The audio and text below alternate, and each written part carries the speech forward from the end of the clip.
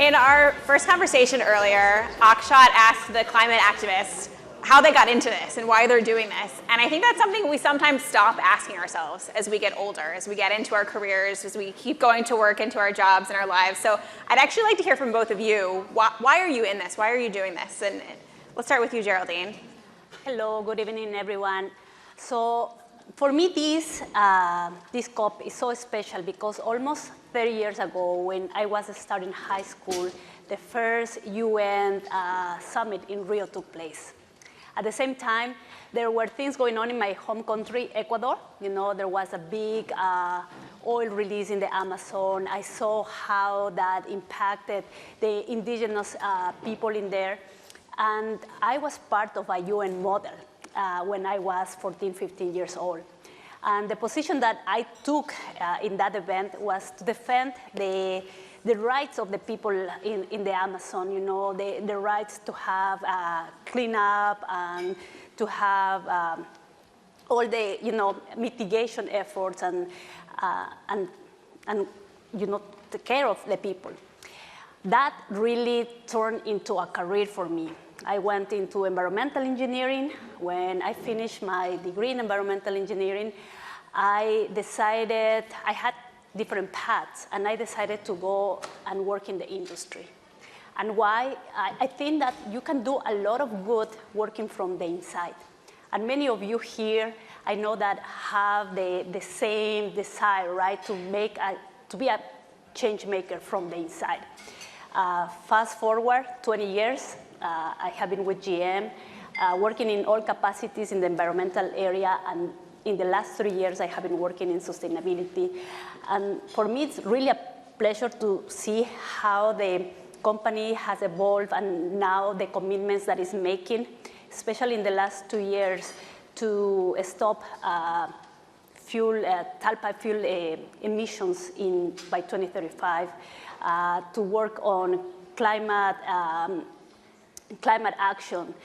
So really proud, and but I started, you know, in almost 30 years ago in kind of a similar setting. My whole life changed, and here I am. One of the things that's interesting too, I think, about the way I've heard you talk about your career is that you've transitioned from trying to clean up messes that were existing to thinking about how you can prevent them for the future, right? So how have you seen that transition? Is it just a piece of what's happening with the world and the focus on this? Well, if I think back, you know, the situation, you know, when I was 14 and I was living that in my country, it was the impacts of the industry when you do things, you know, without thinking in the consequences and without thinking about the people involved in that. And then I turned my career into like remediation, like actually working on that. And now I am working in probably with all of you in what is probably one of the most important challenges that humanity is facing, which is climate change. And it's kind of the same thing, you know, the impacts that we're causing on the environment and the ways that we can all work on together to solve those issues for the benefit of everybody, the people in the developing countries, the people in the first world countries. It comes all about, you know, how people and the environment, all this, how these things are so tangled and how we need to think all about that to solve the problem. And then Kristen, for you, totally different place. You were up a stone's throw from General Motors in Michigan. How do you think about what's motivated you coming into this as you think about who you are as a mom, as, you know, somebody who's from Detroit, someone who's dreamed of working at General Motors? How do you bring that to your sustainability focus? Absolutely. So yeah, so I have a different path into this role than Geraldine did. As you said, I grew up in Michigan, very close to General Motors, and always dreamed of working there. But you know, now more than ever, I mean, there's just this incredible sense of responsibility to address the challenges that we have from a climate standpoint. And for us, that's our transition to an all-electric future. You know, as a mom of 3 boys, you know, I feel an incredible sense of responsibility for them and to make the planet a better place for them to grow and their children's children to grow up on. And I think all caregivers and parents feel that. You know, I loved what Chuck said about, you know, why he goes to work. That's what he does because it's for his children. And, you know, I think we all feel that sense of responsibility to make this a better place for the next generation. You know, as an engineer, my background is actually, from a corporate standpoint, all in our product development space. I've been with General Motors for over 27 years. I've led most of our technical areas, and as an engineer, we're trained to solve problems. And frankly, there's no bigger problem than we have right now than addressing climate change. For us, that biggest part of that is biggest part of our carbon footprint is the use of our products. So that transition to an all-electric future, you know, is going to take innovation. It's going to take engineers to solve that and come up with new technologies to make that transition easier and smoother, whether it's greening the grid or V2X work that we're doing to, you know, put energy back into the grid, or battery recyclability. There's lots of things that we need engineers to come together and address. You know, as another passion of mine, being in DEI or in inclusivity, and you know, we talk about wanting to be the most inclusive company in the world, and we want everybody to be the most inclusive company in the world. This is going to take everybody coming together and everybody being part of the solution. You know, if as a female engineer, I give some young girl the inspiration to go into this career, you know, that would be a win for me, and to be able to see that next generation come forward and be able to solve more problems. So really excited to see what's going to be accomplished here, and again, how we work together as public, private, industry to really solve these challenging problems we have.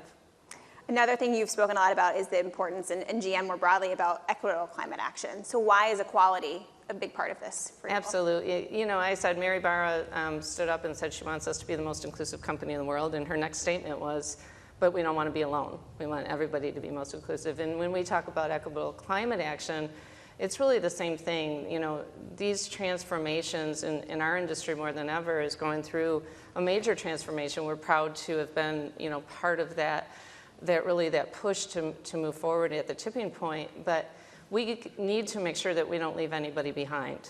You know, communities that have traditionally been either disproportionately affected by climate change or left behind as, you know, whether it be like the move to the internet, you know, there were communities that were completely left out of that. As we transition to an EV future, we want to make sure that that doesn't happen. We have strong focus around equitable climate action to make sure that there's the future of work, that our workforce comes along with us, and that there's training, and the jobs that are created, as was talked about earlier, is really exciting.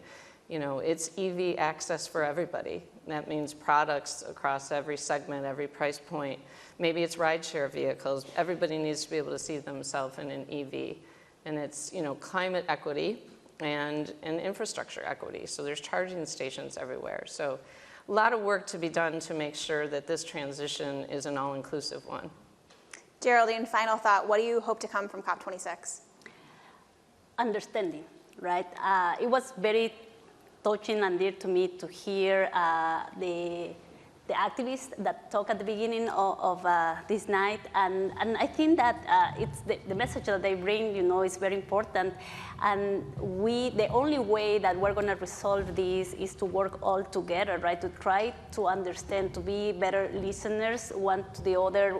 Everybody comes from a different angle, but if we really are willing to listen and compromise, I think that it's, you know, we are going to be able to find a solution, and it's going to need the support from the government. It's going to need the support from the civil actors, from companies. We all here to make that happen.